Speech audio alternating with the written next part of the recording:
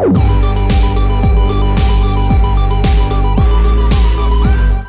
is the Refuge Project. This is the Refuge Project, the mostly safe place whenever David Hatley is not here. He's not here, but you got your co-host James and Cesar with you today. You know what?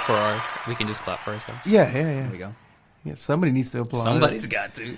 And yeah, so you know, Pastor David, he's got some family members sick that he's tending to today. So you know, that's his story. Who knows what it is? He probably woke up, his back's hurting, you know, because he never returned that mattress, and he's just got piles of cash in it. That's like got him sleeping all lopsided. You know, was it the DuckTales or who was it? It was that's not Scrooge, is it? Scrooge is a character. Yes. Yeah, it was Scrooge McDuck, the one that used to swim in his money vault. I forgot about that. You remember this? That's good, though. I like that. That is a great thing. Well, yeah, James, how was your week, man? So far, it's been uneventful. He asked Cesar, he said, how was your Labor Day? I was like, it's just another day. I didn't even realize it was Labor Day till like halfway through the day. I forgot. Yeah. Also, we were talking before we started. I just quit my job at Gringos. Yay! Now we don't have a Gringos connection, though. I still know people, you know. It's cool. But, yeah, so I was like, so Labor Day was not much laboring going on. There's nothing happening. Yeah, on my, I celebrated a birthday on Labor Day. That's right. Your birthday was yesterday, right? Yes, Happy I did. Birthday. Muchas gracias. It was really cool because the Sunday before, Marina and some of the staff, the U staff, yep, that's who they are. The U staff, they planned a Hot Wings challenge part 2 because we did one back in COVID time. That's right. So these were elevated that much more. The spice level, it was ridiculous. Like where our there was no easing into it. There was 6 wings. It was a 6 wing challenge. I like it. And they started where I think last time started with the bomb. No, the bomb I think was number 2.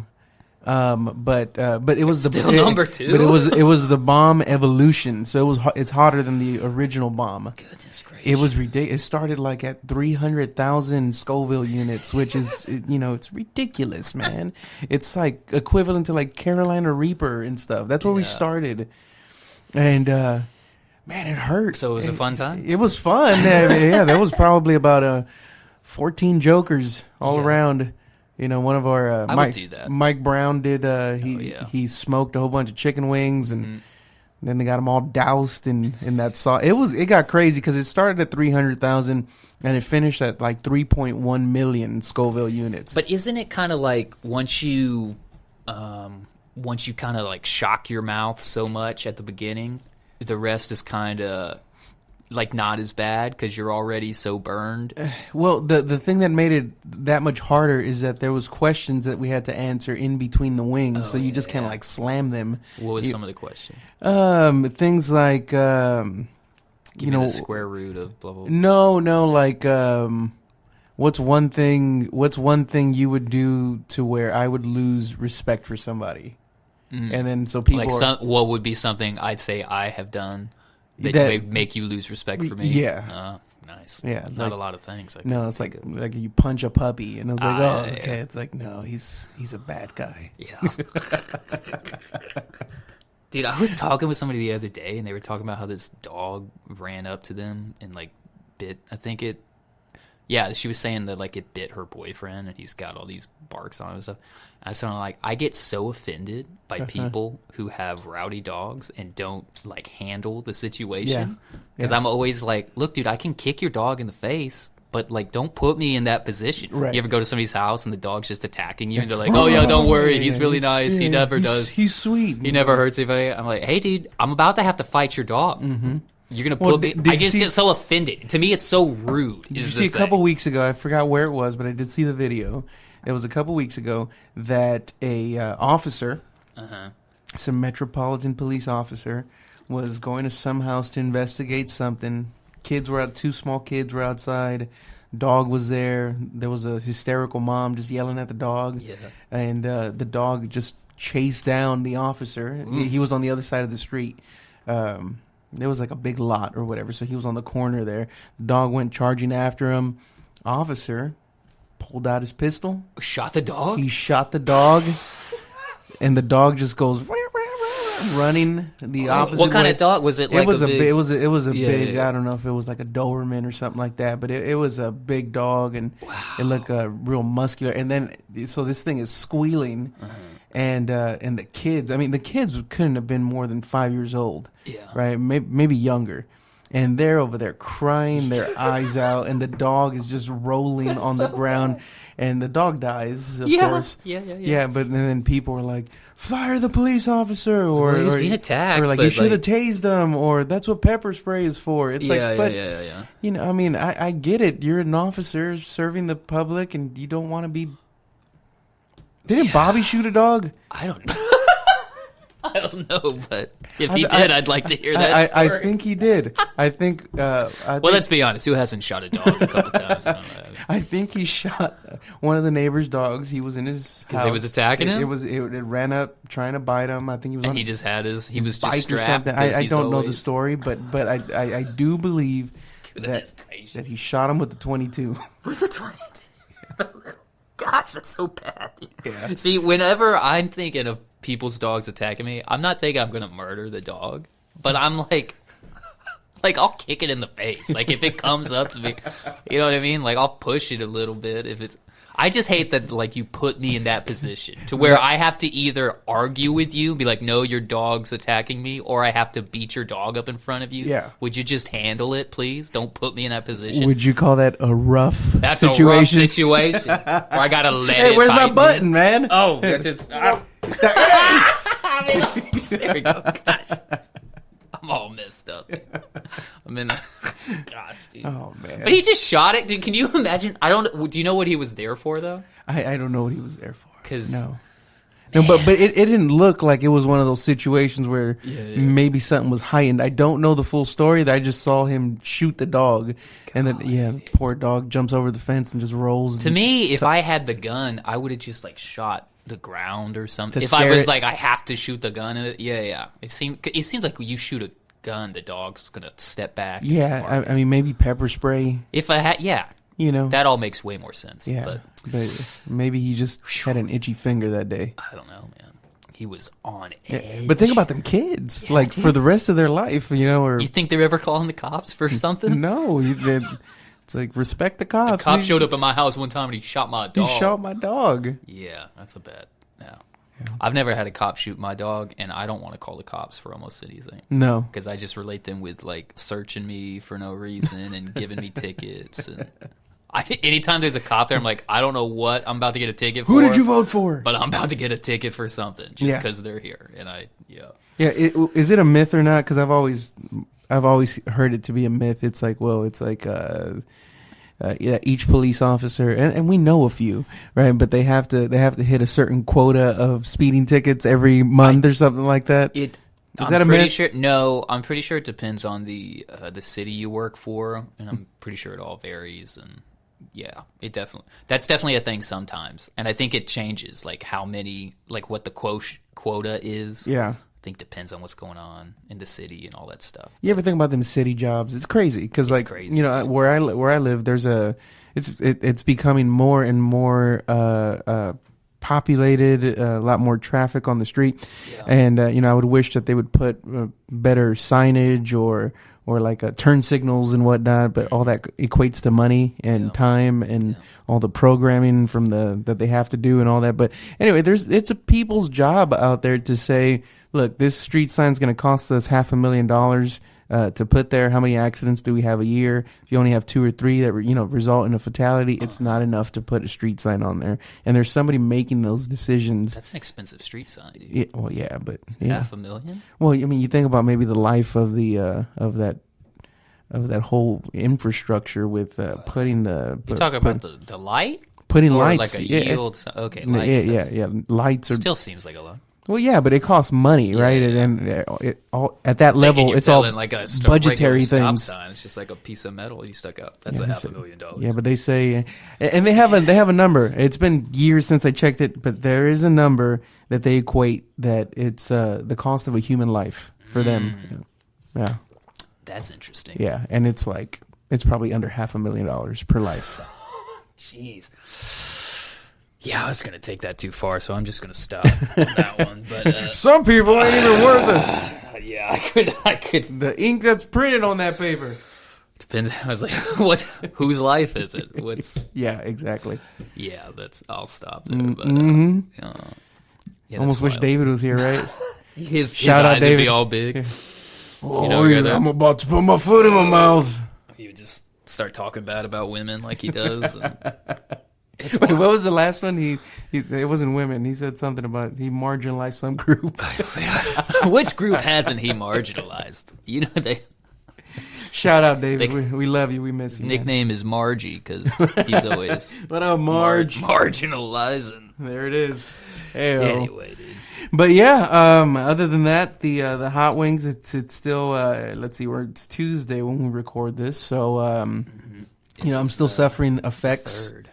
Yeah. I'm still suffering the effects of Sunday. So it was on Sunday, not yesterday. No, not yesterday. And you're still going. It hurts.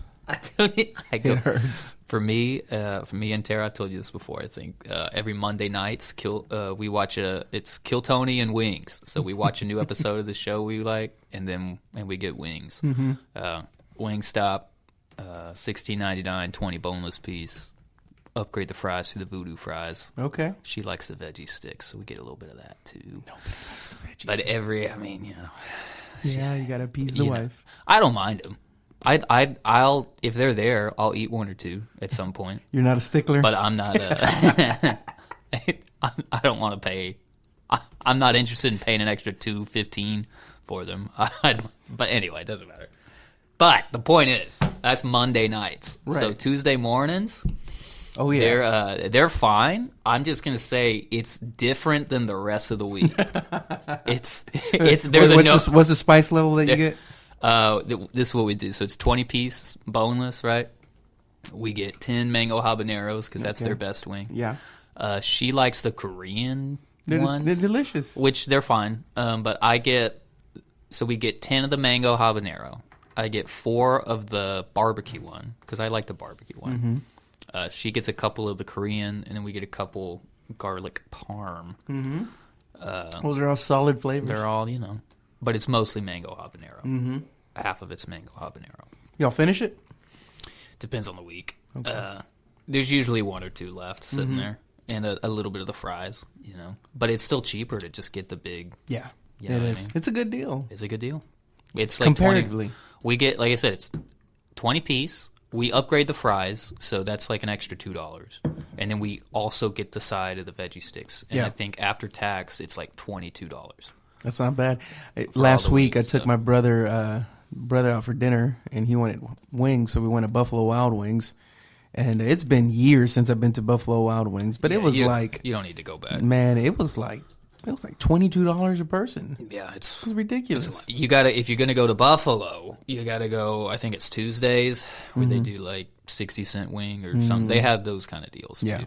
But dude, Buffalo is just it's outrageous. It was good. It can be good. It was good. It was at least it was good, but it was expensive. I think one of my worst restaurant experiences was at a Buffalo Wild Wings.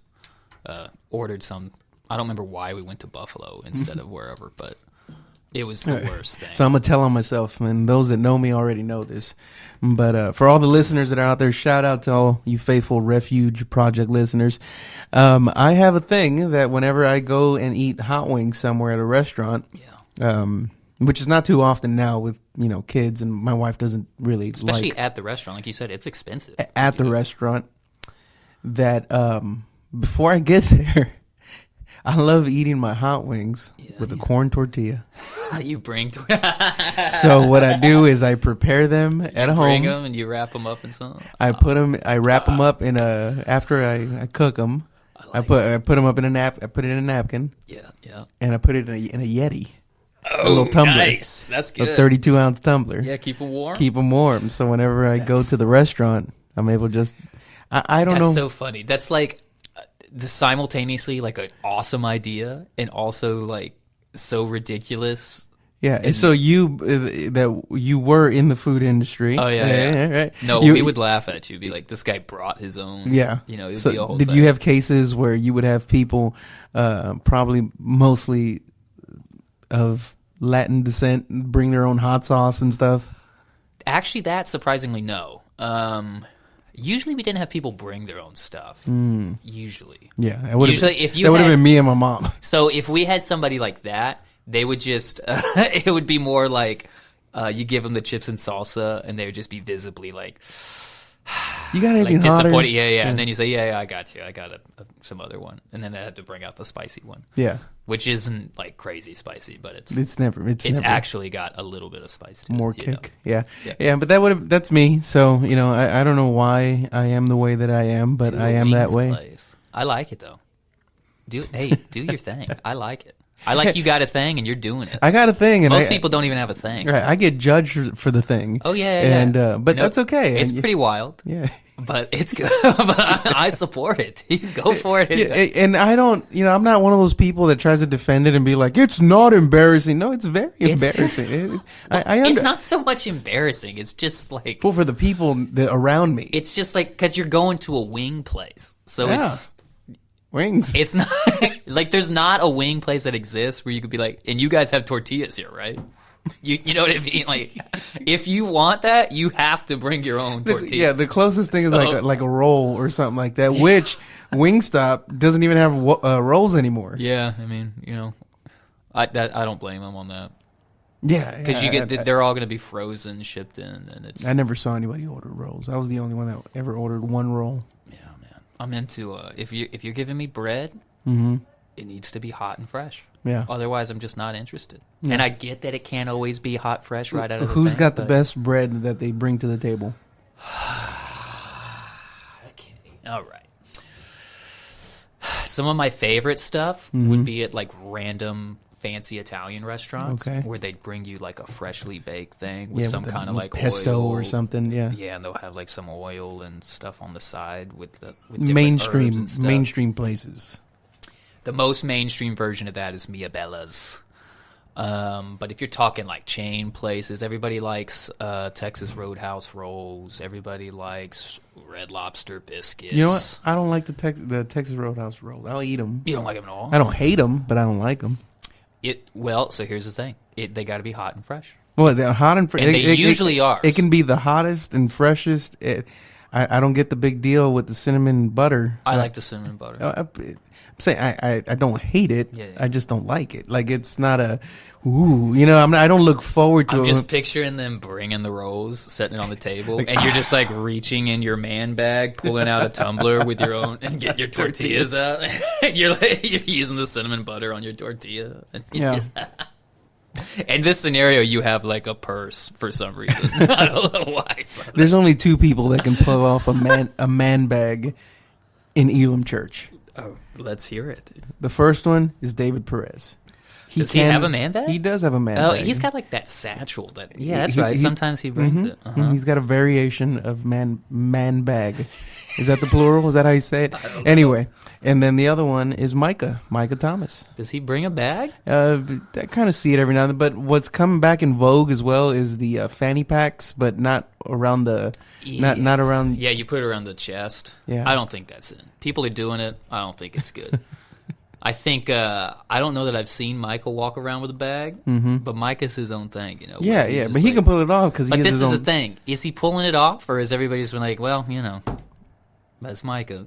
That's his tortilla, man. It's like you're bringing the tortillas. we all have our tortilla to bear. Like, hey, Cesar brings tortillas. That's what he does. They're the only ones. Anybody else that ever tries it, this looks awesome. I'm gonna show up to church this Sunday. Well, you could do it. I mean, but you would have to like wear a button up or something. I would look like the worst guy. Yeah, you would have I'd to. I'd have to put some gel in my hair, put it back. Go get your eyebrows done or something, and then people are like, "Oh, okay, I get it." Go get my beard like professionally touched up, and I would tuck in my shirt. I would wear slacks. I'd have to tuck in my shirt and like a dress shirt. Yeah. I'd put on some kind of brown shoes. And then I'd have a dumb little bag with me, and I would walk. And I'd walk. You seen those videos where the kids, they do that, and then they end up looking like their dad, and it's all like this epic moment when they see each other, like, I've turned into my father. So like if you try to go like the whole Metro look, you're probably gonna end up looking like your dad. My dad would never wear a bag. Can you imagine my dad? He goes up on stage to sing, sets his bag down to the side. Well, he was raving about Colorado this last Sunday, so I don't know, man. They might change him. Yeah, I don't think he's going to do that. I could just imagine he would. Gosh, he would. Your dad is so funny. He went on a 3 to 5 minute rant about the food in Colorado. Oh, did he to you? Yeah. That sounds right. Oh, no, you took off, right? By that point? I guess. Was it during the choir? Yeah, he probably just okay, so he went on a rant about how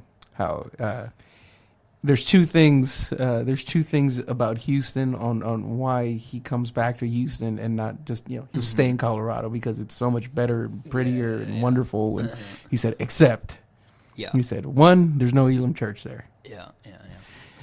Big applause. Yeah, big applause. And the second one, he said that Houston has incredible food. It's true. Yeah, it's very true. But he started saying how we have the best Mexican restaurants, and he started naming off these restaurants, and none of them were Mexican. Yeah, they were probably a bunch of Tex-Mex places. Yeah, but you know what? I appreciate the sentiment. Yeah, he just worded it different then. But all those places, I don't know what he named, but those, if they're Tex-Mex things, that's still like you got to come to the Houston area to really get it. And my wife, for those that don't know her, she's a white girl, so she's like, those are not Mexican restaurants.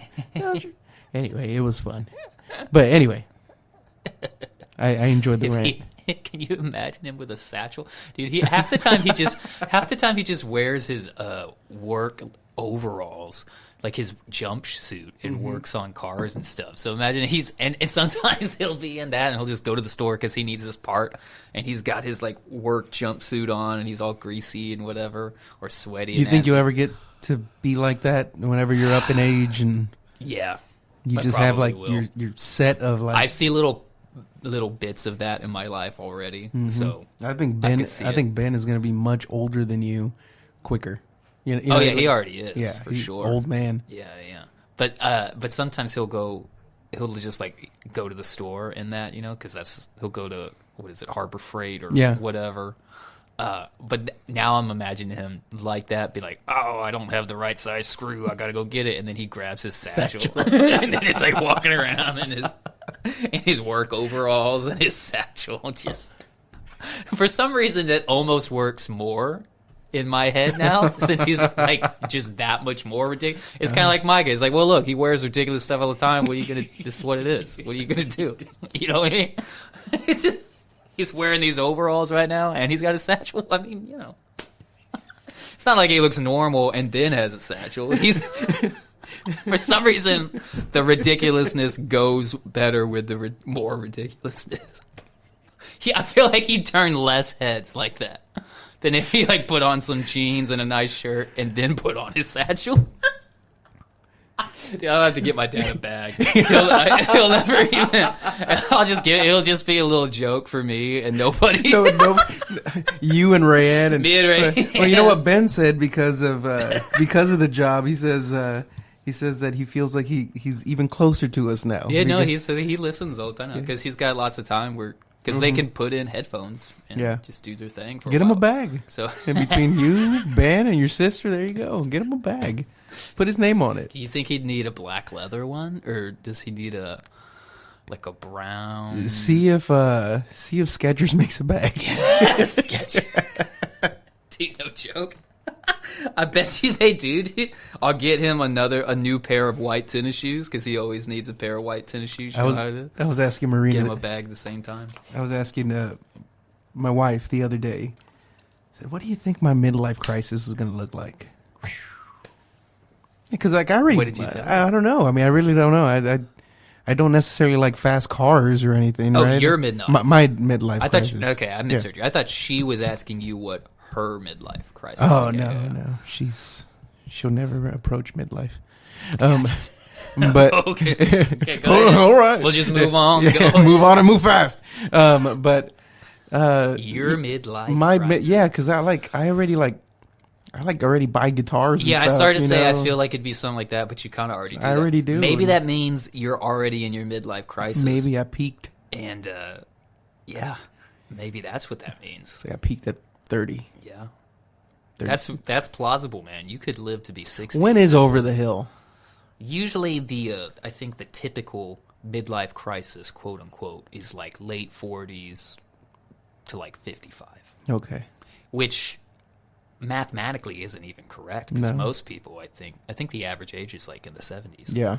So that would actually really be 40s? mid to late 30s to 40s, which actually means I'm in my late 30s right now. Yeah. Dude, you will probably. So you already had your midlife crisis. I feel so young though. That's wild, dude. But if you're like me and you're gonna live to like 110, midlife's not even starting. No, you'll till like late 50s at least. So you'll be hitting your stride at like 88. Yeah, dude. I'll finally, dude. No joke. I always, my entire life, I've always been like, man, I can't wait to be old. So many things in my life will just make sense. Yeah. And they'll finally, like, I can finally just do this, say this, be yeah, like this. yeah, because you have a lot of old man tendencies already. I know. I'm just like an old man in a younger guy's body. Mm-hmm. I've always been like that. It's that, what is that? I really don't remember the premise of Benjamin Button. Did he age backwards? He aged backwards, yeah. I don't know that I'm Benjamin Button, but yeah, dude. My whole life I've been like, man, I can't wait to be an old man. Mm-hmm. Everything's gonna make so much more sense. And people were asking me, "How do you feel, man? You're 37 now. How do you feel?" I said, "I still don't feel respected." Yes. I still don't feel respected. You just go into a Rodney King thing.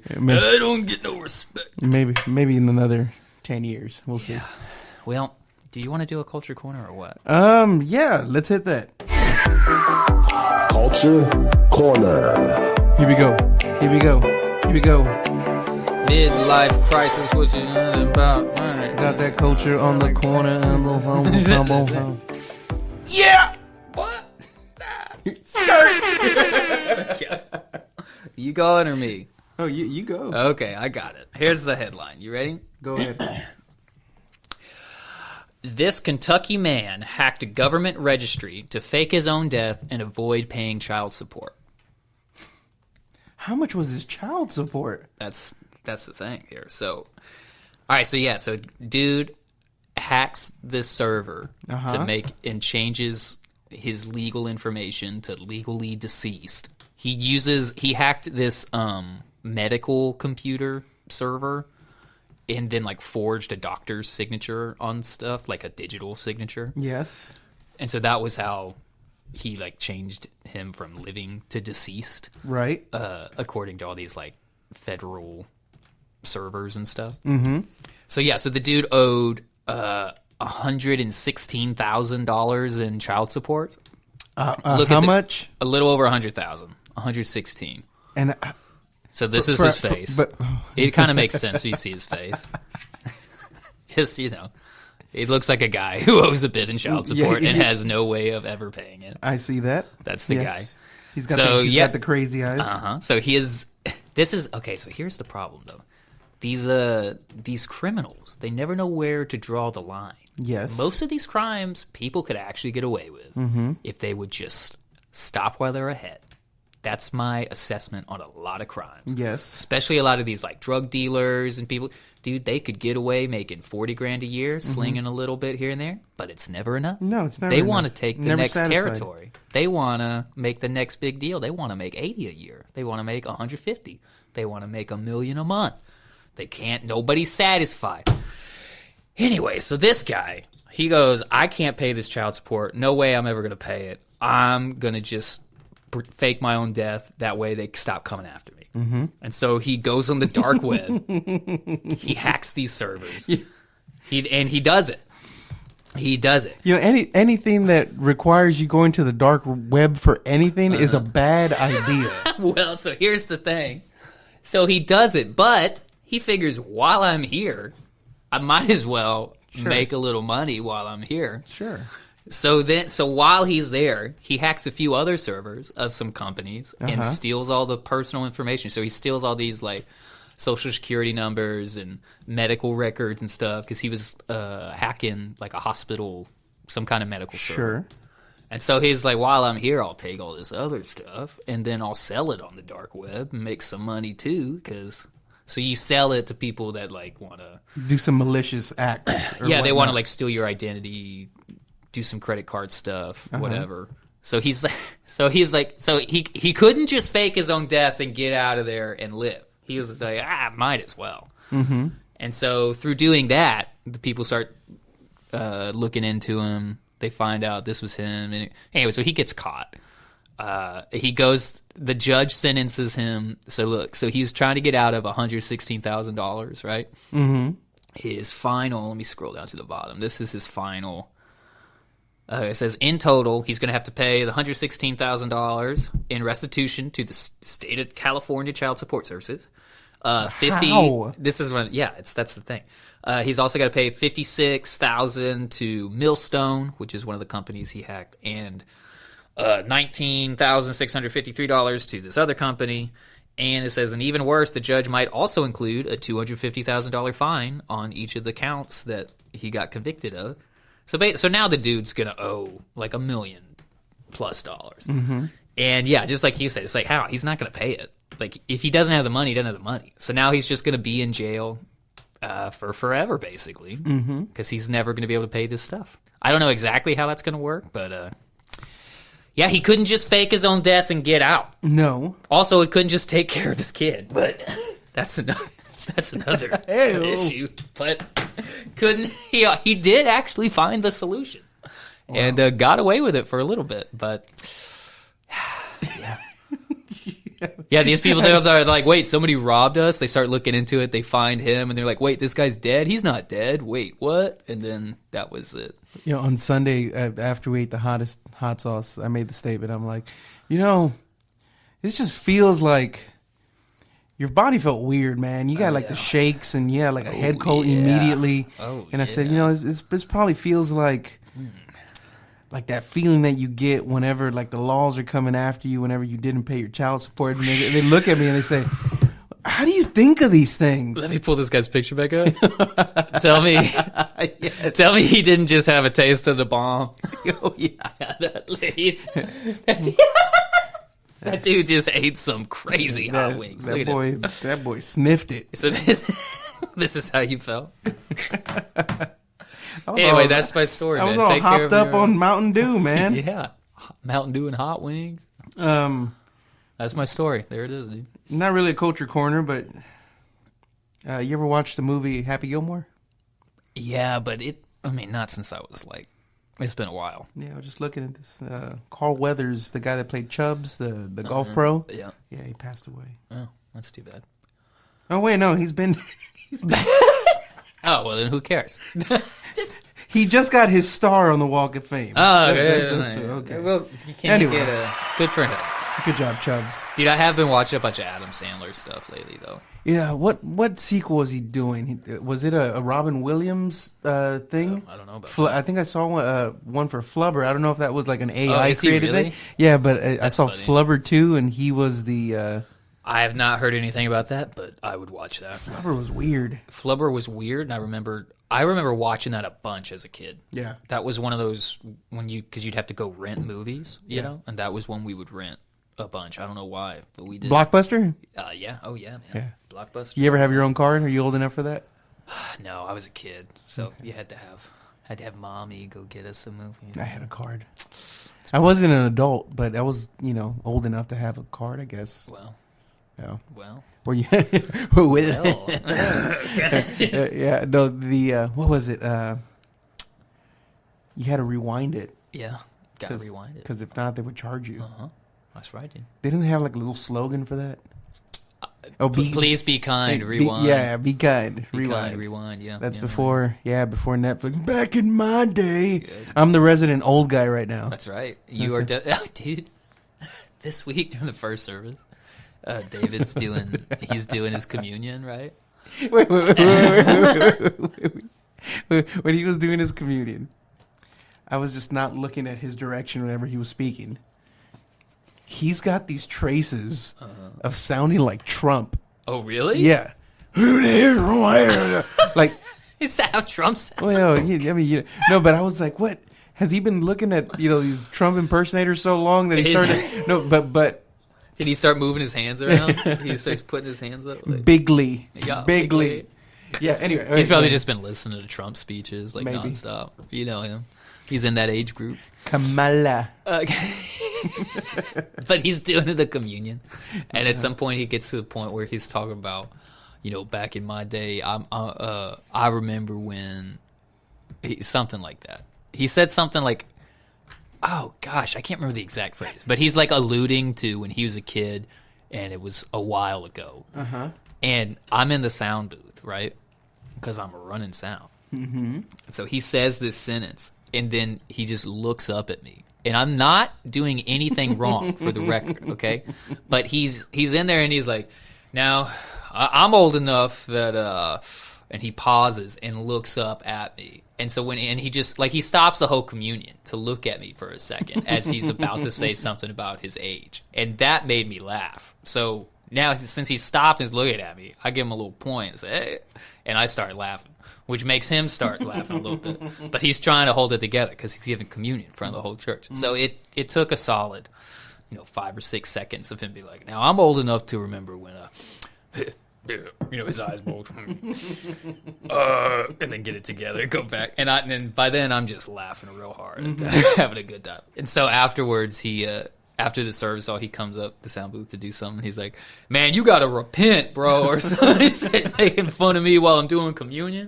I said, I didn't do anything. You stopped. You looked at me. I said, I just like that now I'm in your subconscious so that if you ever even mention a time frame, age, anything, you just start making fun of yourself. And I don't even have to do it. And that made me feel good. It's funny how whenever, just how you're, the position that you're in during service, whether it's first or second, how much it changes. Because if he would say he says that statement in first service, and then there's people that are twice his age in there, and they're like, "That's it." Yeah, they're like, "Oh, you're a kid." Yeah, right. Yeah. And now when he says that in the second service, and he's like a fossil. Yeah, he's crystallized. That's true. Yeah, he was talking about how like he remembers when they first brought a TV into the home, something like that, and that was a big deal. It was something like that. Yeah, and Oh yeah. Yeah. Now there's. You ever have one of them big old TVs with the tube? No, we were too poor.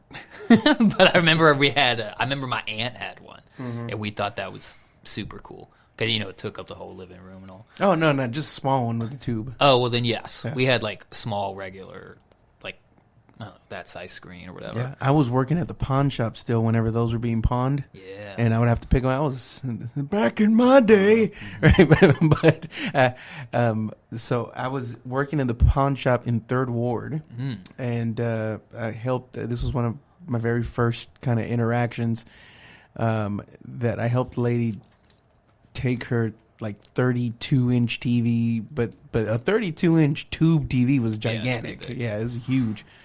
And putting it in her small, mid-sized car.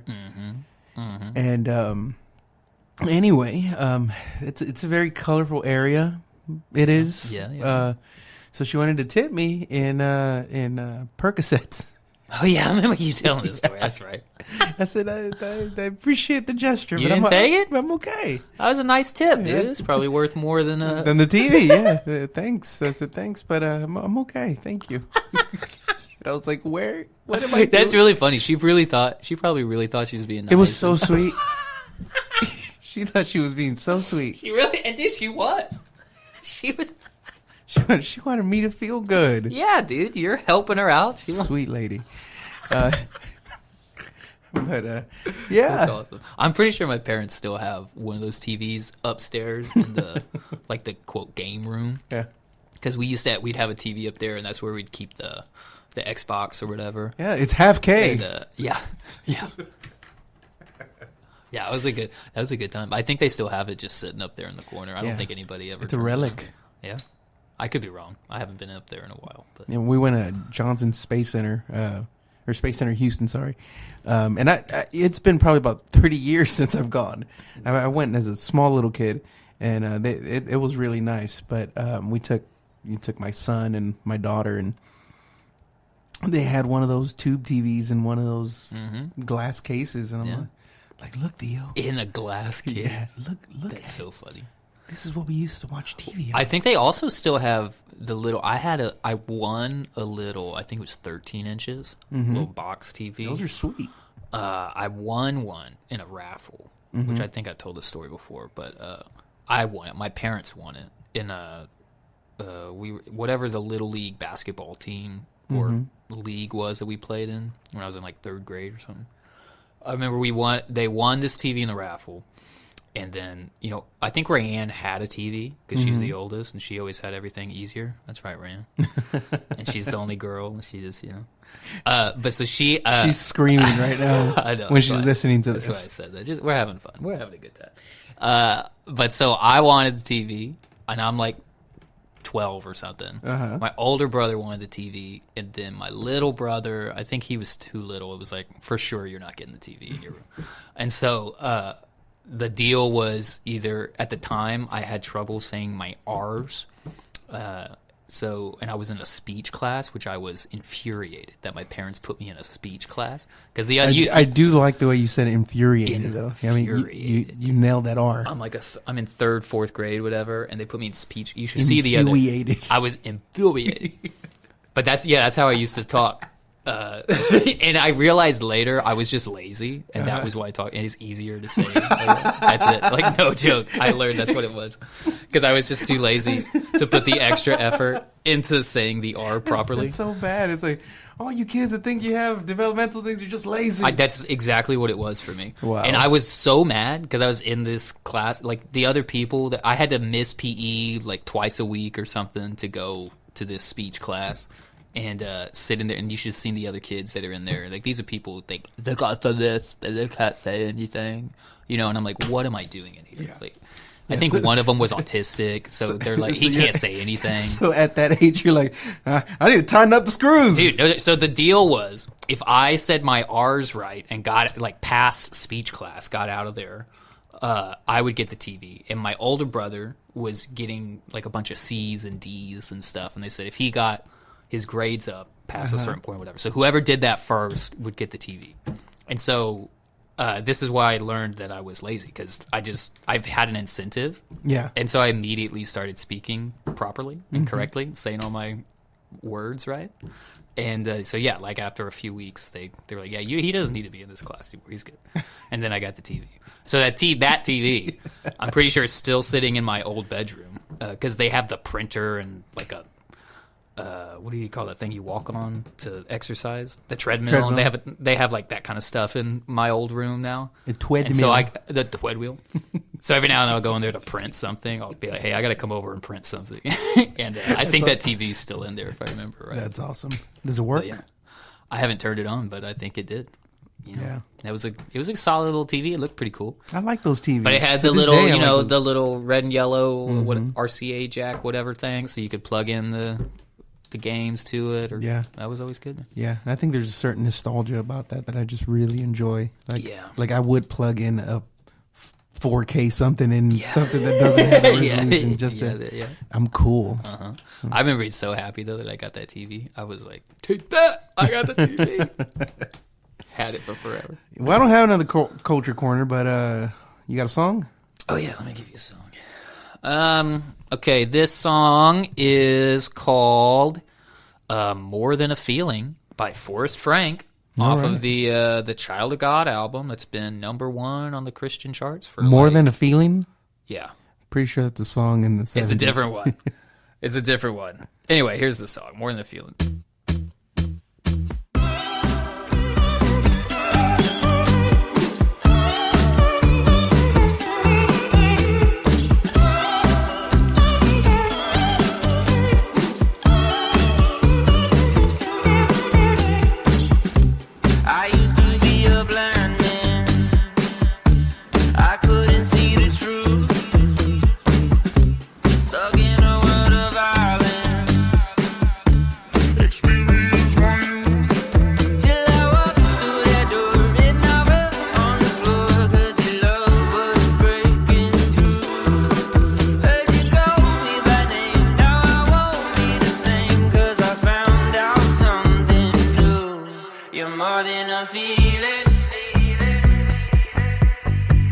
seen you with my eyes. You're more than a feeling.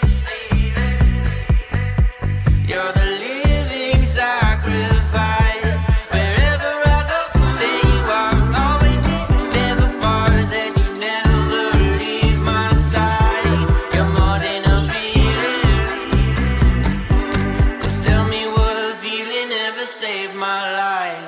More than a feeling.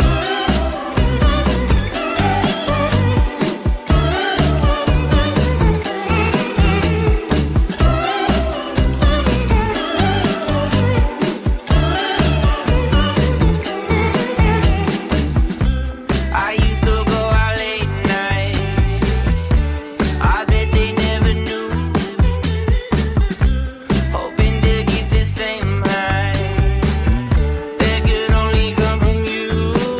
Till I walked through that door and I fell on the floor 'cause your love was breaking through.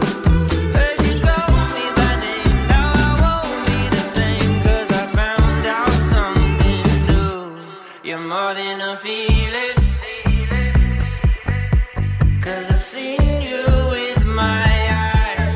You're more than a feeling. You're the living sacrifice. Wherever I go, there you are. Always near, never far. Said you never leave my side. You're more than a feeling. 'Cause tell me what a feeling ever saved my life. More than a feeling.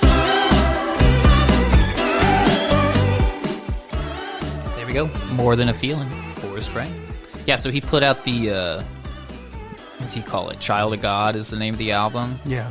Do you know anything about his background? Where did this guy come from? What did he do? This is a or- Texas guy. He's Yeah. from like, oh gosh, I watched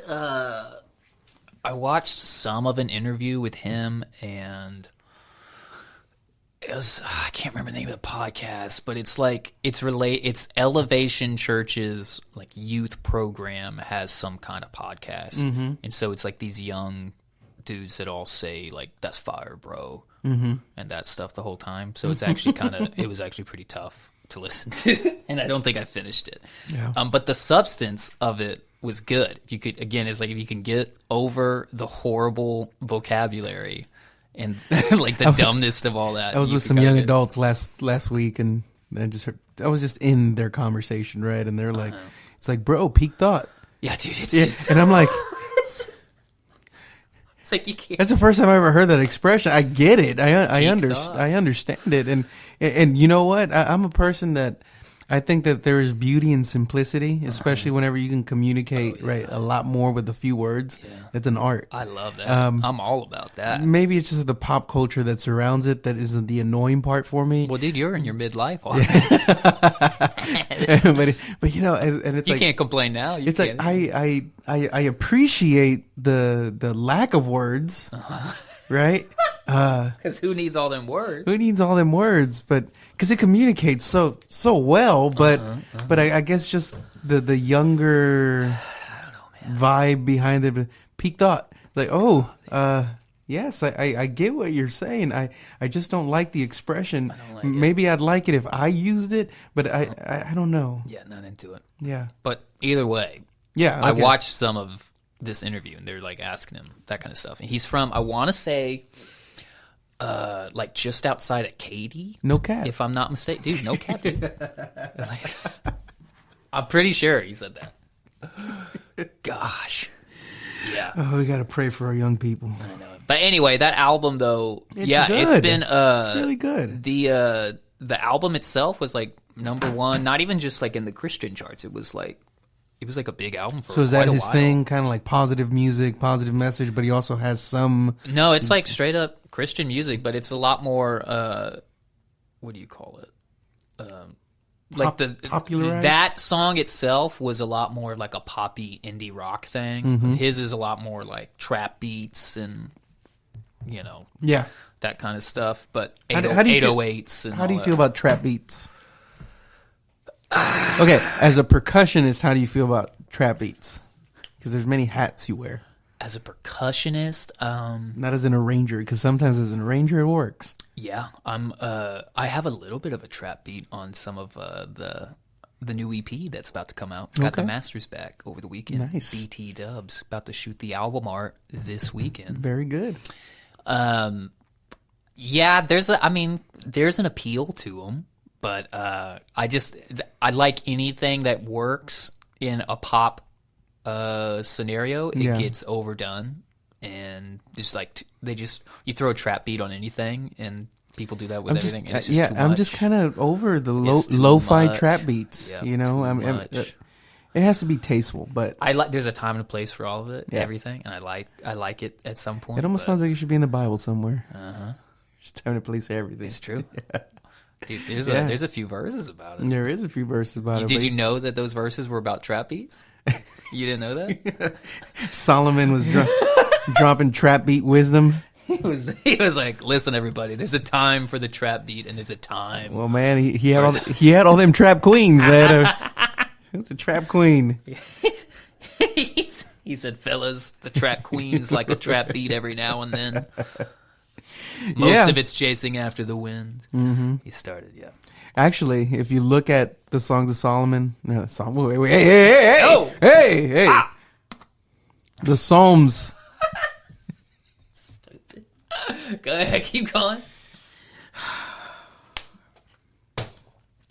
Ecclesiastes. Yeah. Those books. Yeah. The wisdom books. They're good. If you look at them line by line, it's all trap beats. Bars.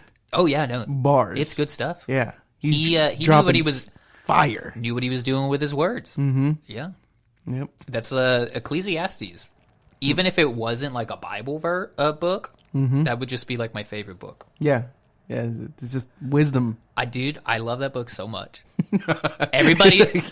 Everybody, anytime they talk about it, they're like, oh, it's so sad, it's depressing. I'm like, no, this is the most, like, freeing book. Yeah. Because I'm like, he gets it. Oh, yeah, and again, back to the topic of being able to say big, grand things in the smallest amount of sentences. Yeah. And though there's a lot of writing there, it's like the sole duty of man, and this is the communicated message, right? But the sole duty of man is to serve God and die.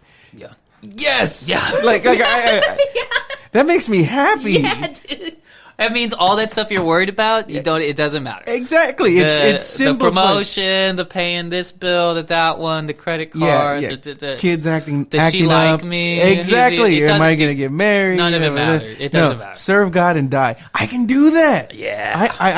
Oh, yeah. I can die. Talk to him. I can sure die. Right? Talk to him. And I can for sure serve God. Right? Serve God and die. Yeah. I can do those. I mean, you're already things. halfway to the death part. I'm glue factory, man. That's what I tell Theo about our dog. It's like he's a 7-month-old puppy. And nobody plays with them sometimes, and like I'm gonna take that dog to the glue factory. A puppy that no one plays with. Yeah. That's a sad. Yeah, well, I didn't shoot him. Sad puppy. Well, maybe he would like that. At least you do something to him. Give him some attention. He's cute. Yeah. He's cute. We love him, kinda. What's the puppy's name? Coffee. It would be Coffee. Yeah, Theo named him. Oh my god. Yeah, it wasn't me. Good job, Theo. Yeah, That's it's a good great name for a dog. because he's like 3/4 golden he's at retriever. least light brown. Yeah, he's golden. He's told me you had like a white blonde dog roast. Yeah. No. He's like 3/4 golden retriever. The other quarter is a doodle. He's a doodle, doodle adjacent. Marina's still mad about that because he's not really a doodle. Yeah. But anyway, I like that's why we got him half off. Oh, yep. Hey, there we go. All right, shout out all you doodles. But yeah, no. So anyway, what were we talking about? I was talking about the trap song. beats. We were Ecclesiastes. Yeah. Serve God and die. That's right. But you know what? I'll use that as a segue to what we're talking about today. How much time we got, James? However much you need. Okay. We got a few minutes here, and it's just some concepts from a book. Ew. Hey, James loves books. I like books. I'm not anti-book, for the record. Okay, I'm anti certain types of books, Yeah. and I'm not even anti them. Yeah, They're just not get for it. me. No, I get your sentiment from last week, because it's whenever people look to a book for the way out, or as if it's some kind of new knowledge that has been unlocked or whatever. It's like, no, you just got to be sensible, logical, reasonable. You could read Ecclesiastes. Yeah, there you go. Serve God and die. There's a book for you. There you go. Hey. But it should never be taken as this is the missing piece of our life. It's like, no, somebody's just being a jerk. Yeah. So anyway, I get that. Yeah. Thank you. But I'm there. But anyway, I'm gonna break away from the norm today and kind of be a little more encouraging than discouraging that I usually am. Great. Yeah, and it's this book deals with spiritual maturity, What's the book? but how Say it the equates. It's called Emotionally Healthy Spirituality. Okay, got it. Emotionally healthy spirituality. I like it. And one of the things that this talks about here, it says that an emotionally healthy person. So not you or me. No, but somebody that is in the faith and they are emotionally healthy, they will admit to the following things: I am bewildered. I don't know what God is doing right now. I am hurt. I am angry. Yes, this is mystery. I am very sad right now. Oh God, why have you forsaken me? Ooh. Somebody that is spiritually healthy can be able to say those things. The people that are not spiritually healthy are the ones that always fall back on the Christian platitudes of,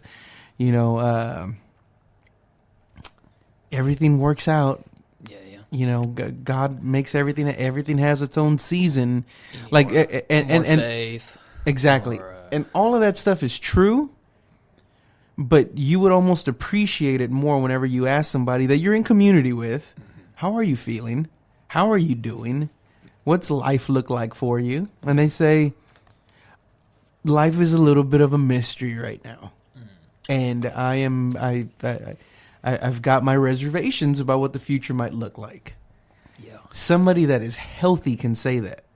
Somebody that is unhealthy will try to cover it up, sweep it under a rug, comb over the thing, and move on fast because they have not come into this this deeper relationship with God to where they're solid enough to live out their faith in front of people.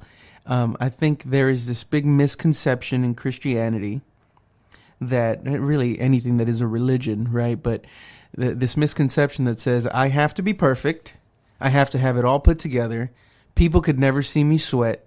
Don't let them see you cry, and just keep going. Now, again, I'm not advocating for everybody to go and wear your emotions on your sleeve. But again, people that you are in community with, people that you are accountable to, and vice versa, that kind of thing, right? They should be able, and you should be able, to have those talks with people, to tell them, I'm kind of hurting right now. I kind of don't know what life is going to look like. And on the other side, which should be reciprocated, is, I'll be praying for you. Let me know where I can, come alongside you. You need any help, whatever, or not even any of that, but just be a listening ear and say, all right, you're going to be all right. Yeah. But in church world, especially if you are just a Sunday morning saint, and if you are, just keep coming, right? But that's not where it finishes. That's not where it necessarily even starts, right? It's got to be more than coming into a church. It's got to be a life lived out in front of people. And people, what this chapter is really focusing on is this concept called the wall.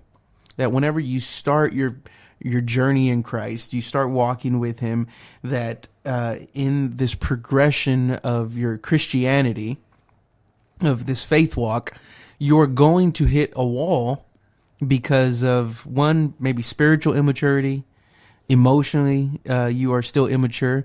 I've met a lot of people that have been in church for decades that are still emotionally immature. They might know a lot about the Bible. They might have Sunday school classes. They might even have the title of pastor, right? That are still very much emotionally immature, and it affects everything. It affects the way they lead. It affects their family dynamic, and it affects their relationships.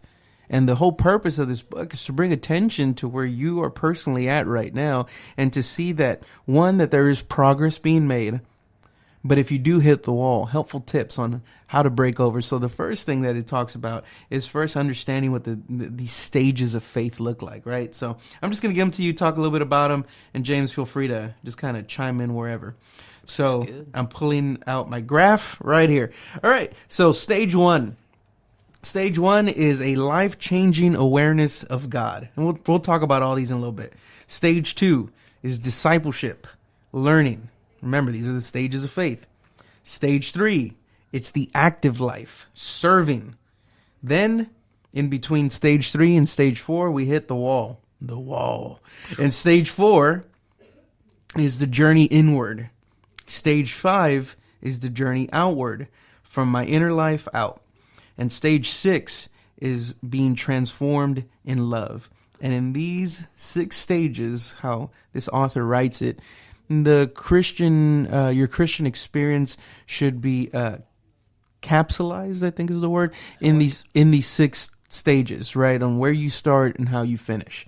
Again, this is not, thus saith the gospel type thing, but it's just somebody's way to kind of define where we're at in our life. So, stage 1, life-changing awareness of God. This stage, whether in childhood or adulthood, is the beginning of our journey with Christ as we become aware of his reality. We realize our need for mercy and begin our relationship with him. Now, for people that maybe they only come to church on Sunday, maybe they're in stage 1 for the whole of their life, where they've come to that understanding that faith and spirituality, Jesus matters. They see the benefits from the people that go to church with him. They might go to a fellowship here and there, but there is an awareness of the holy, of the divine in their life. It can't stop there.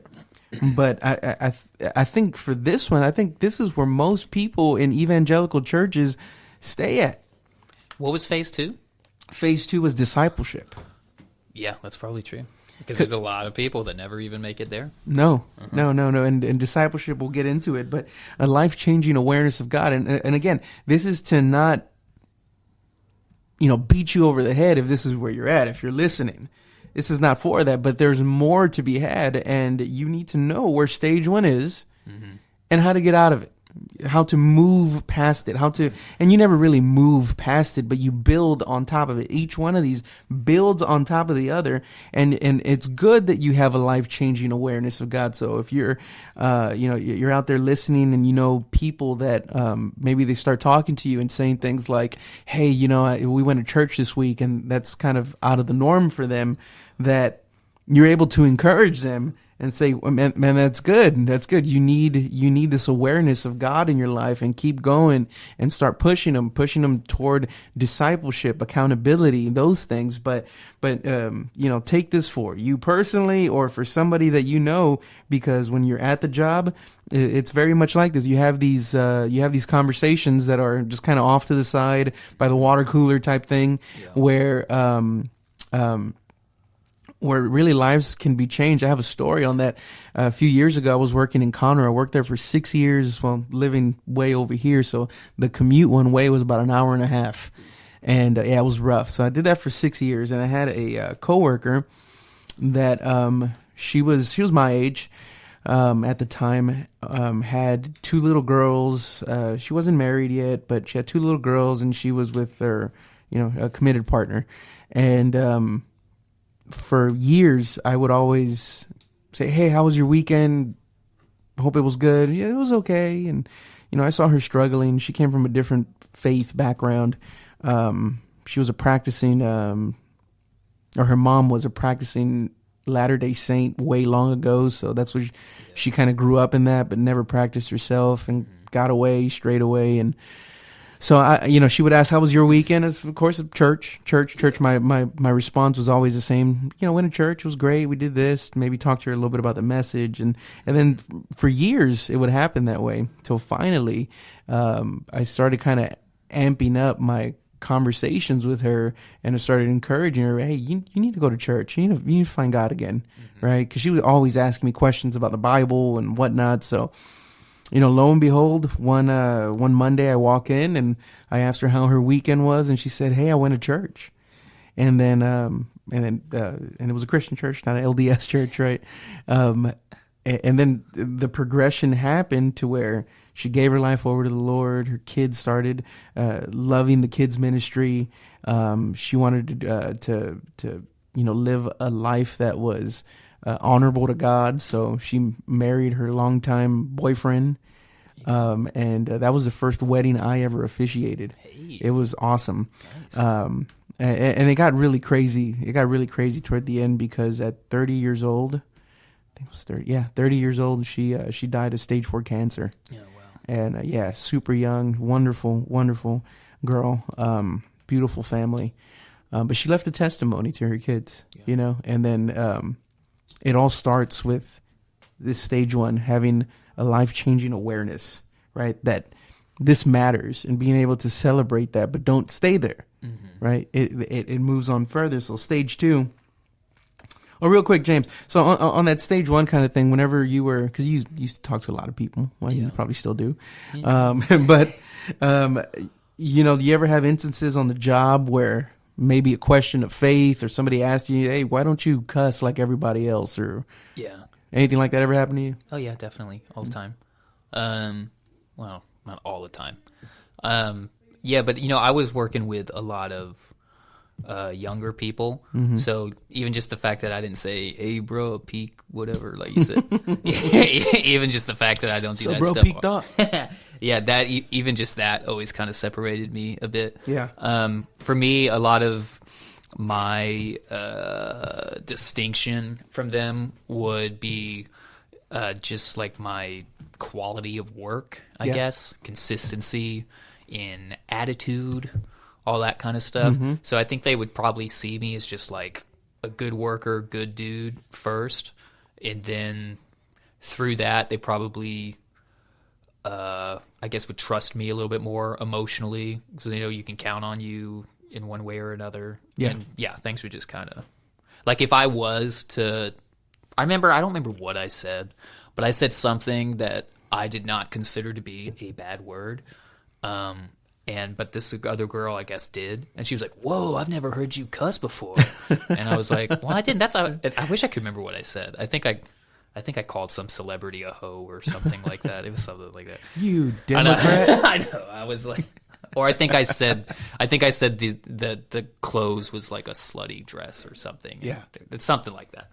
It wasn't a nice thing to say, but and they were like, "Whoa, I never." And I was like, "You kiss your mom with that mouth?" Yeah, it was something like that. And I was like, but anyway, that was their reaction, right? Because they already had that idea in their head, which I guess was probably. I wish I could remember exactly what I said, because I probably could have refrained from phrasing whatever I said the way I did. Yeah. But the fact that that person even had that reaction is kind of, it says something to you there. But anyway. Yeah, and that's good, because other people see that there's an awareness of God in your life. Yeah. And then anything that breaks out of what they look or what they perceive to be normal, or the prescribed James isn't. And then wait a minute, I thought you were okay. But no, good. And and stage 1, I mean, some people literally can spend their whole life there. But it needs to move on. It needs to go further, and that's where we go to stage 2, which is discipleship. Now, this stage is characterized by learning about God and what it means to be a follower of Christ. We become part of a Christian community and begin to get rooted in the disciplines of the faith. Now, this is important, where we are living out our faith. We're living out our questions and our reservations, our fears, our doubts, anxieties about this new life that we're called to. You're talking about being separated. Big churchy word, sanctified, right? Where God is separating us from the world. And now, it puts you in a place to where you are relying on other people to help you grow. And I've met so many self-made Christians in my life that they completely skip stage 2. Well, I read my Bible. That's not necessarily what this means. It's in that. This encompasses learning the Word of God, living the Word of God, right? Hearing and doing and sharing. But none of this is done as a solo Christian, as a solo person. You need people. And the joys of community. I think one of the biggest aspects for me, as far as how I want my faith journey to look like, it has little to do with how much I have my nose in the Bible. How much I read. Though I read and I study and I prepare and I know, and I've forgotten more Bible than most people will ever learn. Right? Like I digested this word in this book for years now, but the really where the rubber meets the road is whenever you are living that faith out with people, and them seeing you rely on God when you don't know what to do. I was telling somebody the other day what the definition of a leader is, or one of them. One of the biggest definitions of a leader for me is somebody that doesn't have the answers all the time, and that is vulnerable enough to take that to God, allow God to speak into it, and bring people along to watch Him answer it. And as He brings you along, He brings them along too, and then they're able to see that's leadership. Somebody that doesn't always have the right answer, but is willing to find out from the right source, right? And being humble enough to say, I don't know, we'll figure it out, right? I'm waiting on God. But why do you think a lot of people don't like this discipleship stage? It's probably because you have to be a little more vulnerable with people. You have to be more personable with people. You have to let other people in a little bit more, which I think is difficult for pretty much everybody. Well, yeah. I think I probably skipped this phase for a while. Yeah, probably most of your single life. Yeah, probably. Yeah. Because I was always the dude who's just kind of doing stuff by myself, and also growing up as either kid, teenager, and probably especially young adult too. There really wasn't that many other people my age that was actually trying to be a good Christian or whatever. There was other people in youth group, and they weren't necessarily these horrible heathen kids or whatever, but they would still be cussing when the people weren't around, and I wouldn't be. Yeah. We were always on different levels or whatever. I was looked as the good kid growing up in, kids' church or youth group or whatever. Yeah. The good kid by the other kids in the youth group, Yeah. So I was still always kind of, not that I was just so much better than everybody or anything, but because I was your taking family it more and serious than everybody else, I guess. I guess that's how you'd say it, but anyway, so I just didn't have a bunch of people around me other than, I guess I could have reached out to, actual adults. Yeah. If I really wanted to be please disciple me. Yeah, but that's hard, right? Because that's I was having this conversation and I got heated about it. Not mad, but it's a passionate thing for me because the burden of responsibility. Who should it fall on? Should it fall on the younger generation that they are crying out, hey, somebody needs to come and disciple me? Or should it be the older generation that understands that there's a need there, that they might not even understand what's going on, but they know they need discipleship? But that doesn't happen. It happens in very small quantities, and it's more of an individual to individual thing. But I have seldom seldomly ever seen it be an entire push that is embedded in the DNA of a church and a church culture, because what ends up happening is that the older generation, and though I love them and honor them, I have to preface it because it's like, well, you young whippersnappers don't know what you're talking about. Look, we're building for the future.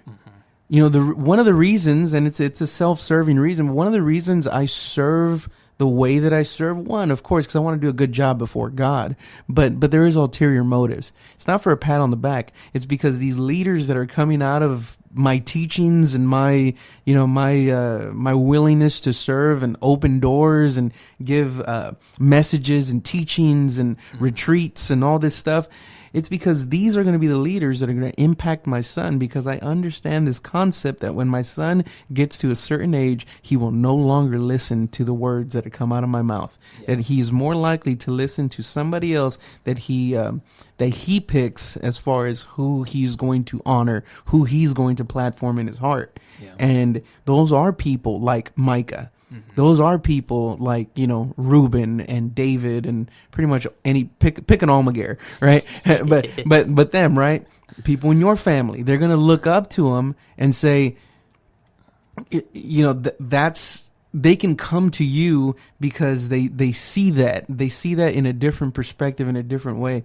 And anyway, so yeah, it is a little bit self-serving, but I want to make sure that the future generations are rock solid and that they don't deviate from the truth of the gospel. Mm-hmm. So in that conversation that I was having about this, intergenerational exchange, the burden of responsibility should not be on the younger generation crying out for, disciple me. That's a great thing for them to have.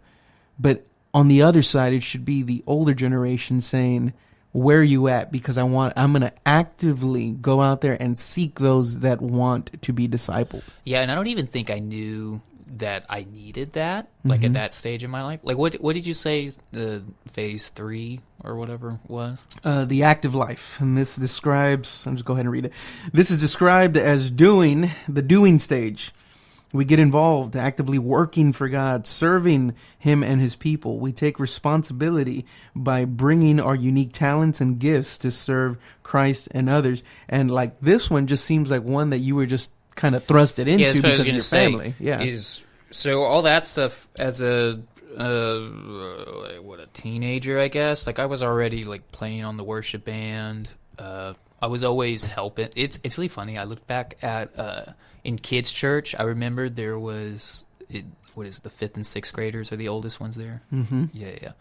I don't know if they still do it like this, but at the time when I was there, they had like their own little sound booth in the back there, and the 5th and 6th graders, they would teach them how to run it. Yeah. Which was basically you just would, like, if they had a DVD they were going to play, you'd hit play on the DVD and they said, this is where the volume is, turn it up. Yeah. And I think they had a microphone for whoever was preaching. And so you would just like turn it on and off. Like that was the extent of it. Yeah. But you were like running. Empowering them. I don't remember what they called it. But anyway, looking back, I remember I did that. So even in like 5th grade, I was like running sound for the service, which is hilarious because I didn't even know anything about that world or that I was even interested in that world. I just knew that I did it. I liked being able to help with stuff. Yeah. I don't know. Yeah. But anyway, the point is I was always doing, like, even from like elementary school, I was like helping out with stuff. So I basically had already skipped step 2 in this thing. I was already doing 3, so I didn't even really know that I needed to go back and do more discipleship stuff or whatever. Right. So I didn't really experience that stuff till probably like young adulthood. Yeah, I guess. Yeah. So now having, a PK of my own, preacher's kid, I can see how stage 2 would be neglected between stage 1 and stage 3. Yeah. Because stage 1, that awareness is brought about by the family, by his mom and me. Yeah, he's growing up in kids' church. He's growing up in kids' church, so it's already there. As far as the difference between him and maybe some of his schoolmates, right? They don't go to church. They don't do. So the awareness is there. He still needs to have his life-changing encounter where salvation happens, but the awareness of Jesus is there, and it's being lived out. And from the stage 3 perspective, he sees us always serving to the place to where even he's during summer, and it kind of breaks your heart, but this is kind of what like preachers' kids, ministers' kids, or anybody that just works for the church, their kids deal with this. He said, and he's 6 years old, and he said, "Dad, I hate the youth group." I said, what, man? He said, "I hate the youth group." He said, "Why? What?" He said, "Because they take you away from me." And I'm like, oh. Wow. Yeah, exactly. Yeah. Sorry, Theo, love you, bud. But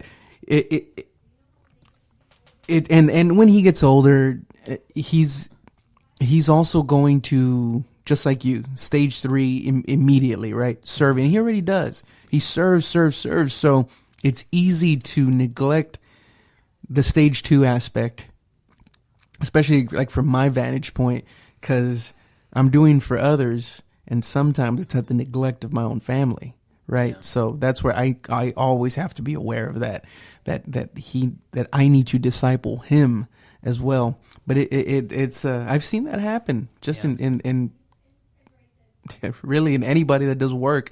That's a generational thing. That stage 2 is probably the hardest to come about.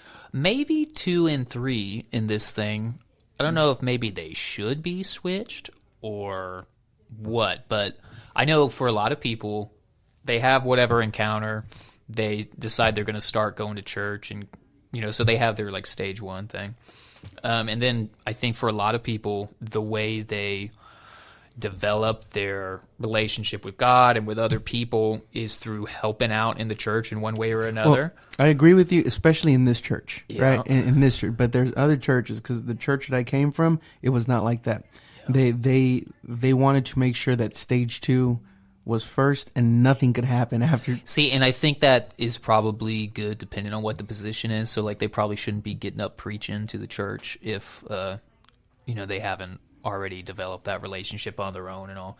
But obviously, does that mean they couldn't, I don't know, pass out cookies at the bake sale or whatever? Yeah. Like, probably not. And I think that those institutions, organizations that do run that way are probably a little more religious in nature, because they have to be, because they have to follow the letter of the law because of procedural kind of things, more so than them necessarily trying to platform a tradition above thus saith the Lord. They just, I know in this case of where I came from, and I was told this, a lot of rules that they have developed over the years was because people did something dumb, right? So it's like, we're okay. So that's not happening anymore. We're going to wait for this to be first before that. So I get that. But yeah, definitely here at Elam, it's like somebody gets saved and we're looking, we're actively. They want to plug them in somewhere. Yeah. And, I think it's good, but knowing that there is a potential for harm is important, I think, in that. Yeah, definitely. Yeah. Well, what's 4? 4. So stage 4 is the wall and the journey inward. So remember, the wall kind of falls in between stage 3 and 4. Yeah, so you should definitely have 2 and 3 down before you hit the wall. Yeah. Some people just kind of stay at the wall and not even realize it's not even a wall.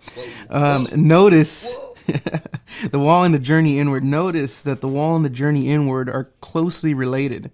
The wall compels us into the journey inward. In some cases, the journey inward eventually leads us to the wall. Most importantly, remember, it is God who brings us to the wall. So what is this talking about? Again, the overarching topic that's being discussed here is about being an emotionally and spiritually healthy individual. Mm-hmm. So whenever we hit this wall, as it talks about, it's into the journey inward is really the space where we allow God to start ministering to the heart of hearts. Mm-hmm. Right, where things really start changing. Not that you're not saved anymore, but now this is where the change happens. This is where the transformation starts taking place in your life before you can actually give out this love. You're becoming well aware of mercy and grace and the application of it. But how much do we really focus on that? Whenever we say we need to forgive other people, we're usually quick to do that in the beginning, but as you walk with Christ for, a certain amount of time now, maybe even years by the time you get to this place, is that do we really have the amount of forgiveness necessary to forgive the people that have hurt us the most in life? And we realize that I'm still holding a grudge. Yeah. That this is where all those unresolved daddy issues start to be resolved. And a lot of, like, especially men, we don't like to deal with this part. We don't like to go on the journey inward because it's like, well, it's feelings, it's emotions. Yeah. I don't want to do this. My first pastor, he wouldn't be caught dead going to a retreat, right? He used to say, well, why are we going to do that? We're not going to do that. Yeah, he referred to it as a boohoo baby blubberfest. Yeah. The boohoo baby. The boohoo baby blubberfest. And, when you're in that, especially at that time, it was 19, 20, 21, that kind of time frame. Yeah, you eat it up. Yeah, we don't need that. Yeah. A bunch of emotional jerks, Yeah. But it wasn't until I came here that I got acquainted with the boohoo baby blubber crowd, and all them boohoo babies. Yeah, and then now I'm leading one, right? But what it has done as far as my relationship with God and this journey inward is whenever you really start allowing the mercy of God to touch your heart and not harden it by, like, again, platitudes, where I'm a man and a real man doesn't need to do this and a real man doesn't, don't let him see you sweat. That's not the case. I don't think you have to have some big, like, crying moment in front of a bunch of people, but I think you do have to, you got to be able to be totally honest and, let others and the Lord in and all that. And if you're going to do that, a lot of times that does result in some kind of big emotional release. Yeah. So I don't think you have to, like, go have a crying fit with a bunch of people, but I wouldn't be surprised if it happens. Later on in this stage, because it breaks it down even more. Whenever somebody hits the wall in their faith, it's also where maybe there was a lack in stage 1, 2, and 3, where something was building incorrectly, and you do have this crisis of faith on whether or not, because this is like the decision point here of whether or not I'm actually going to live this out, or is this just something that I do, right? Like, it's just, I've adopted it into my regular routine, and it just is. This book is not concerned with those that just kind of make this a kind of like a blasé kind of thing. This is for people that really want to live out their Christian faith, and they know that they're deadlocked with Jesus. There's no alternative. There's no plan B. There's only one way, and you get to that place to where and is, I don't know if you've ever been there before. I don't want to speak for you, but I know that. I know that once I met Christ, it was weird. My personal story doesn't really fit this narrative in some cases, right? Because there's never really been a wall for me because I knew what I got saved from. I got saved at 19, so it wasn't like I was a kid. I grew up in it, and I had a crisis of faith. I had no faith. So coming into it, there's never been a plan B for me. And the wall I've hit in other areas, but never a faith crisis for me. But at least not yet, right? That midlife crisis is it's a tough one. It's approaching, man. If not already here, but also, this wall, and you do meet people like that they have an awareness of Christ. They know they need to actively be doing this. They are in community for a little bit. I see this happen a lot in young adults, right? They those that have a biblical background, a faith background. They were a part of a community. They go to college. They wild out a little bit, and then that's their faith crisis. That's the wall that they hit because they're so used to going to church. They know they need to read their Bible. They know they need to serve, and they have served in some capacity, and then they go off and they become grown, and then somehow God isn't a part of that equation anymore, and then a big faith crisis. For those that can bounce back, rebound, get through it, they come back so much stronger. But that's for young adults. It happens in adults as well. But that that moment of knowing like there is no turning back. And maybe you listening right now, you're in that place where like, well, I see the benefits of Christianity, but do I really want to adopt all of this? And you have to. Like, if you want to be real, if you want to be the real, genuine deal and live out your faith, you have to get to the place to where there is no more plan B. Mm-hmm. And once you start having those internal dialogues, that's whenever you start processing how to get through this wall. Yeah. Right. So stage 5 is the journey outward. Having passed through the crisis of faith and the intense inner journey necessary to go through the wall, we begin once again to move outward to do for God. We may do some of the same active external things we did before, give leadership, serve, and initiate acts of mercy towards others. The difference is that now we give out of a new grounded center of ourselves in God. We have rediscovered God's profound, deep, accepting love for us. A deep inner stillness now begins to characterize our work for God. So, though you have served before, you serve with a different prerogative now. Yeah. There's a oomph in your step. Yeah. It's something different, right? It's cool, man. Whenever I went to Florida, one of the only cool things about me going to Florida is I visited a church, and I don't get to visit any churches a lot lately, right? And I've got a lot of work here, but I went on a Sunday. This church, like they had their program down to the second. That's right. Yeah. They did that morning. They did 30 baptisms. They did all their announcements. 30 baptisms is a lot. They just got fresh off of youth camp, so there was a whole bunch of them. Yeah, but anyway, praise and worship, the message, and they did baptisms at the beginning. Yeah, they did it right after like the first song. Wow. Yeah, and they did all of that in 1 hour. That's amazing. My mind does not comprehend how that can happen. Like for did us, they baptism all at the same time? No, it wasn't at the same time. It was staggered one after the other. But goodness, yeah, no, they had it, and it was. How long was the message? 10 minutes? 5 minutes? Probably about 15 to 20. Okay. And they got people in and out. And they had multiple services, and it was running like a well-oiled machine there, right? Now for us over here, maybe it's because we're Texan and we like to hear the sound of our own voice.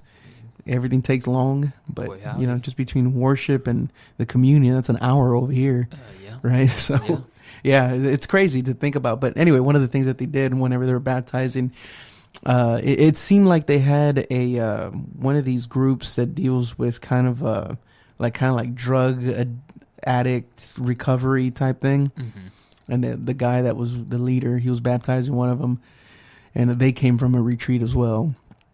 And he said, "This is so and so, and he's trying to live different." And they have a saying, they have a slogan, right? So he's trying to live different, and the entire church, like the what is it? That movie 300. What'd they say? He's trying to live different. The entire church, as if it was cute. It wasn't cute. But they already knew. It's in their culture. He's trying to live different. Everybody went, "Live different." It was amazing. Live different. Yeah, live different. I like it. I was intimidated, man. Like you're like, I gotta live different. Yeah. I'm right there. I'm looking at everybody. Everybody's showing up in flip flops and because it's tropical weather. They're living different. Yeah, it's tropical weather over there. I show up in slacks and cowboy boots, and I'm the odd man out. I'm from Texas. I was gonna let it be known, right? Yeah. But everybody's showing up in cargo shorts and. Yeah. I mean, I'm down with it, right? I wish I would have known, right? Because I would have shown up that way too.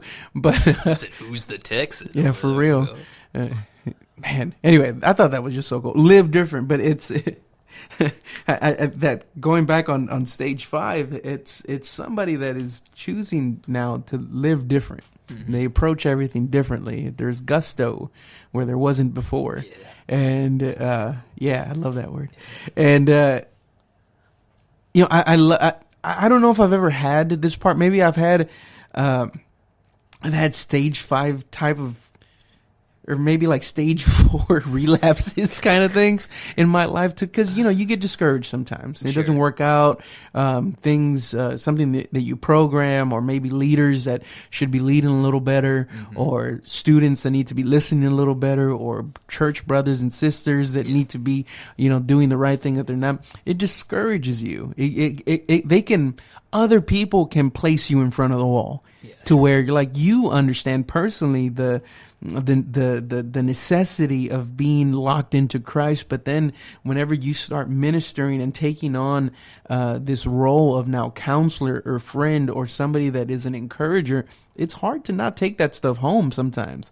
And you hear some of these stories that like some of these kids have about how their parents act or who they are, what they've done, what they're hiding.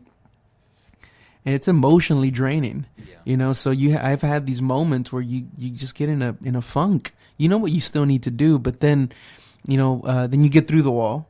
God encourages you again, and you realize the importance of why you do what you do, why you serve the way you serve, the importance of showing up, right? That's so important. It's being faithful to what God has called you to do. And it's almost like now you're reinvigorated again whenever you see a success story, whenever you see nothing but, you've seen 10 tragedies, 10 failures happen, but it's always for that one. When it happens, and you're like, okay, it's still worth it. It's still so much worth it. So, So stage 5 is kind of like this reinvigorated faith that you have and this push to keep on doing everything that you've done before, stage 1, 2, and 3, and 4. And then now living it out in 5. Reinvigorated, finally, stage 6, transformed in love. Transformed in love. God continually sends events, circumstances, people, and even books. There you go, James. And even books into our lives to keep us moving forward on our journey. He's determined to complete the work he has begun in us, whether we like it or not. And that's why you got to buy the sequel to the book. Exactly. Buy the sequel, and then you'll find the 10 keys to unlock spiritual success in all aspects of your life. His goal, in the language of John Wesley, is that we be made perfect in love, that Christ's love will become our love both toward God and others. We realize love truly is the beginning and the end. By this stage, the perfect love of God has driven out all fear. 1 John 4:18. And the whole of our spiritual lives is finally about surrender and obedience to God's perfect will. So, stage 6, I want to think that I am somewhere in between stage 5 and stage 6 in my life right now with God. Yeah. And I think I'm going to be there for decades, because stage 6 is kind of like the completion of it, to love perfectly. And I think that's more of an ideal. Is it possible? I haven't met one person that loves perfectly yet. I haven't. No. Met so many great Christian leaders and people that I count as counselors, advisors to me, but they don't love perfectly. And I don't think that that's the requirement necessarily. But we need a goal to shoot toward, right? Christ is the goal. Yeah. To be able to love perfectly, to show mercy perfectly, to think about people perfectly. I don't know if it's possible. I don't in this fallen world that we're in, though we are called out, but yet still developing and being sanctified in that process. We're not going to think right. We're not going to do right. There's still a lot of things. And I can say this confidently here at Elam Church. We do a lot of things wrong. Yeah. But we also do a lot of things right. Yeah. And that's not a showstopper, right? Because any church you go to, they're going to do a lot of things wrong because they're people. Yeah. But it's important not to harp on those things. If there's like malicious things and things that are totally against the Bible, yeah, of course, you figure that out, get it taken care of. Don't sweep that under the rug. But if it has to deal with people's personality traits, characteristics. Maybe they're nowhere near stage 5 at the time. Maybe they haven't even hit the wall yet. So pungent personalities, you got to have mercy. But I'm somewhere, I think personally, yeah, I'm somewhere in between stage 5 and stage 6 where, I do have all these circumstances that come my way, and then God shows his love through that. But I'm being made perfect in love. Yeah. And that's the important part, right? That it's all about love. I love how it says it here. It starts with love and it ends with love, and there should never be a deviation of both. So, yeah. Where would you think you fall in these lines here? 4 is the wall. 4 is the beginning of the wall and the end of the wall. And 5 is the journey outward. So it's like, and this is kind of, again, characterizes by maybe crises of faith, or whenever your faith is being reinvigorated in another way. So for the wall stuff, I don't think I've definitely gone through phases of my life where my faith was tested more. Mm-hmm. I don't know that I'd consider it like a crisis of, like, I never went through a phase where it was like, I don't know if I even believe this. I was always confident. I always had confident faith in God, but yeah. I guess I didn't know, how would you say it? There was times where people would maybe present an argument to me that might be critical of some aspect of my faith, and I didn't have as good of an answer as I'd like to. Yeah. So it would test it, but I never went to. I feel like a lot of people, especially like young people or teenagers, if they go through a situation like that, they just go like, "Oh, well, I guess they're right, and God's not real." And I never went that way. I always went, "Yeah, I don't have a good answer for that. I should find out why I don't know that." You know, it was always like that. So I've gone through parts of my life like that. I don't know that I hit a big wall, kind of like you said. So I guess I'm past that phase. Yeah. And then you said 5 what's 5 again? 5 was the just said it like journey outward. Journey outward. I'm probably around there, huh? Yeah. Yeah, and see, I like this way that they're framing this, but I also think that it's probably more cyclical than sequential. To where you're going to have different moments of this in your life kind of stem in different things, because, right now my marriage is wonderful. I have I love, where we're at in our marriage right now. Mm-hmm. I feel like I'm more in love with my wife than I have ever been. Yeah, keep it going, keep talking. and I totally believe that you can keep that going. Mm-hmm. But if there's any neglect in the way that maybe my awareness for God starts to drift, maybe I get my eye off the wrong thing, that now that's stage 1 stuff again, right? So maybe it's not a question of whether or not I believe if God is present. I know he's present, but my perception of his awareness, right? My understanding and acknowledging of his awareness, and either my being obedient to it or pushing it away. Yeah. So then now I'm kind of thrusted back into stage 1 in this place where I have to remember, I have to be aware that God is intricately involved in every aspect of my life. And the moment I think I got it, now I'm back in stage 1 again. And then and if I don't get it rectified, I bounce to 3 because now I'm in a wall. Now I'm having conflicts in my marriage. Now I'm not being a good employee at work. Now I'm the jerk friend and the jerk brother in the circle. Because I'm not caring for my brothers in Christ the way that I should. I'm not being present and available in their life. So, I do like these stages, but I do think that they kind of mutate as you get older, as you mature, you go through different things, and then what happens if a terminal illness hits my family? God forbid, but it does happen, right? It's not out of the realm of possibility. Yeah. Things like that happen. A tragedy hits my family, hits my life, and am I going to go back and say, you know what, I just need to focus more on me right now and leave the calling and leave, right? And not be in the will of God, right, anymore, because I just couldn't process and I couldn't get through. So, I definitely do think that these come back in a certain kind of way, and then you can get moved from stage 6 all the way back to stage 1 or stage 3, just in a moment's notice. But being, why I like this, it's because you're aware of it now.